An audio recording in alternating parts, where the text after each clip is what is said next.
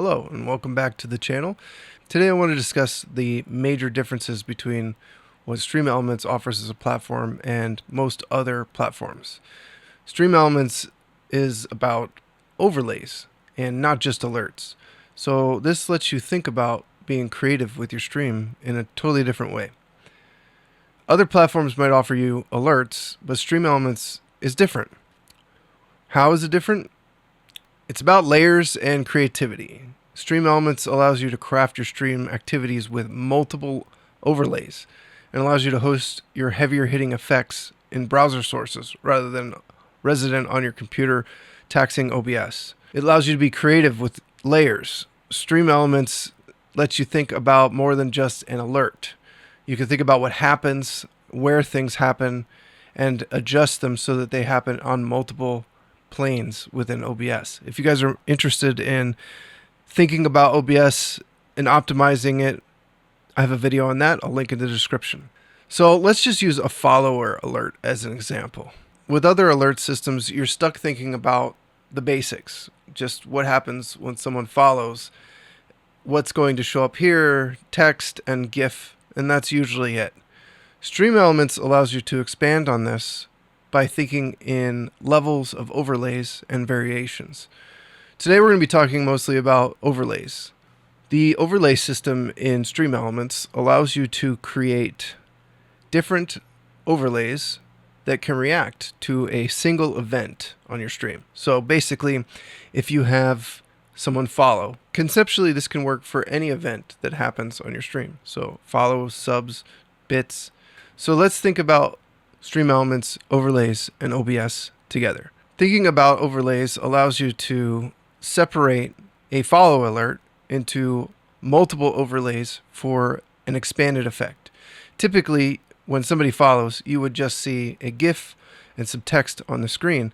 But with StreamElements, you can actually break this out into the 3 layers that I suggest everyone kind of build their stream around in that other video linked in the description. What you want to do is think about what happens on your stream in each layer when someone follows.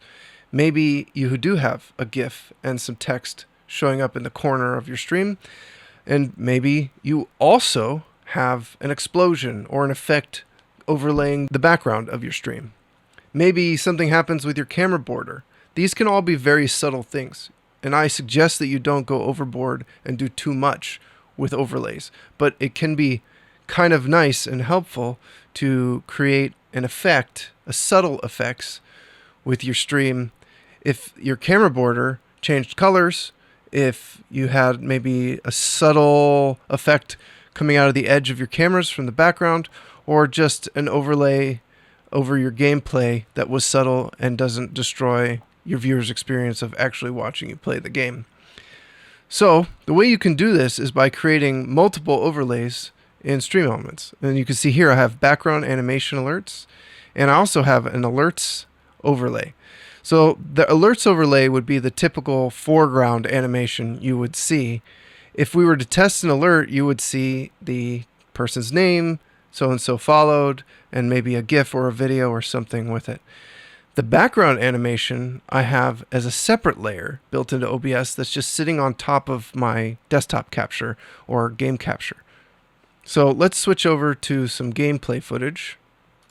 Okay, so we've got some game capture footage behind me here, and what I'm going to do is I'm actually going to test a follow alert. So if I hit follow, you'll see we've got some text displaying right here, person's name and a little animation, but you can also see around the background of the gameplay footage I have these little cubes showing up. So what you can do, you can actually time these. You can make multiple effects happen, and using OBS, you can actually set up all kinds of extra effects. Luma keys if it's not keyed out properly. If you have a GIF that has a black background that you want to be transparent, you can use that easy GIF. There's a video. I'll link this video in the description as well for converting GIFs for use for alerts. You can do all kinds of crazy stuff with StreamElements and OBS together. What I've done is I've added a Luma key to clean up the GIF a little bit and make it more transparent. And I've also added a color correction filter to bring down the opacity on it, so it's more subtle. But these are two different alerts going on. You've got a background alert and you've got a foreground alert. The audio is doubling up because I have monitored.